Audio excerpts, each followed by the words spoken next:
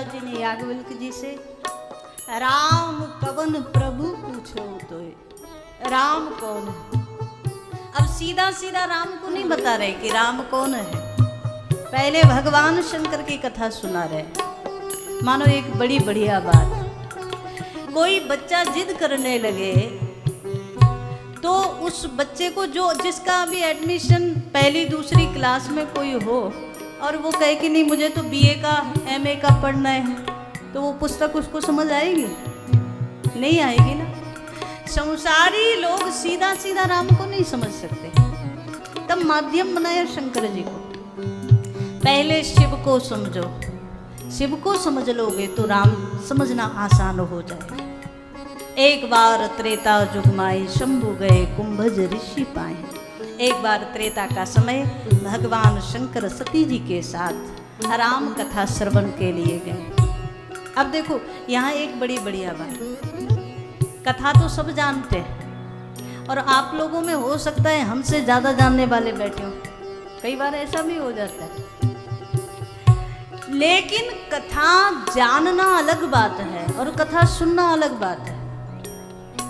श्रवण पहली भक्ति कही गई। श्रवणम कीर्तनम विष्णु स्मरणम पाद सेवनम अर्चनम वंदनम दास्यम सख्यम आत्म निवेदनम। ये जो 9 भक्तियां हैं जिनसे भगवान को भक्त पकड़ लेता है। 9 भक्तियां क्या है? भगवान इन 9 भक्तियों से भक्त के वश में हो जाते हैं। पहली कौन सी है? श्रवण। जिनके चरित्र सुन सुन करके भक्त उनको अपने हृदय में ही बिठा लेता है और भगवान स्वतंत्र नहीं रहते, परवश हो जाते हैं। वैसे उल्टा है, परवश जीव स्ववश भगवंता। जीवात्मा परमात्मा में कितना अंतर है? बोले भगवान स्वतंत्र हैं और जीव परतंत्र है। हमारा जन्म होता है तो कैसे होता है? बोले जैसा कर्म करोगे कर्म के अनुसार आपको आगे जन्म लेना पड़ेगा। 2 खाते चलते हैं महाराज, 2 अकाउंट की बात सुन के राकेश जी का चेहरे पर हंसी आई। 2 अकाउंट चलते हैं ना, एक पाप का एक पुण्य का। और एक बात आज आपको बताएं, जब तक ये दोनों बिल्कुल जीरो नहीं हो जाएंगे तब तक ये आना जाना लगा रहेगा बराबर। आप ये मत समझ लेना कि शुभ कर्म करने से महाराज मोक्ष मिल जाएगा ना। यदि शुभ कर्म भी करते रहोगे तो शुभ कर्म को भोगने आना पड़ेगा, है ना। दोनों अकाउंट में यदि 1 रुपया भी है तो वो चालू तो है ना, तो भोगने तो पड़ेगा ही, भोगने आना ही पड़ेगा महाराज। जब तक जीरो नहीं होगा तब तक ये चलता रहेगा।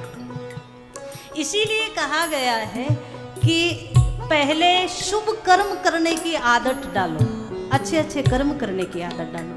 अच्छे कर्म करते करते बुरे कर्म एक तरफ हटते जाएं, हमारे जीवन से निकलते जाएं, स्वभाव से निकलते जाएं और व्यक्ति बिल्कुल निर्मल हो जाए।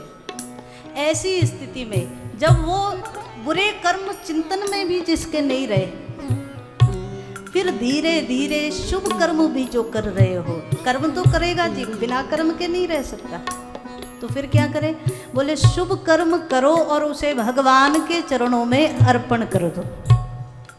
वो अकाउंट तभी खत्म होगा महाराज। जब तक तुम मानते रहोगे मैंने किया है, तब तक उस कर्म को भोगने के लिए आना पड़ेगा।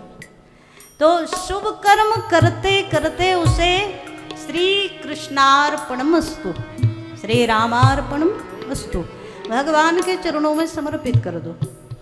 जब आप वो कर्म भगवान को समर्पित कर दोगे तो एक समय ऐसा आएगा जब भगवान आपको स्वयं अपने धाम में, अपने चरणों में, अपनी गोद में ही स्थान दे देंगे और सदा सदा के लिए जीव भगवान के चरणों में रहेगा। वो मोक्ष कहा गया है। वो कब बनेगा? जब अच्छा और बुरा दोनों छूट जाएगा, तब बनेगा।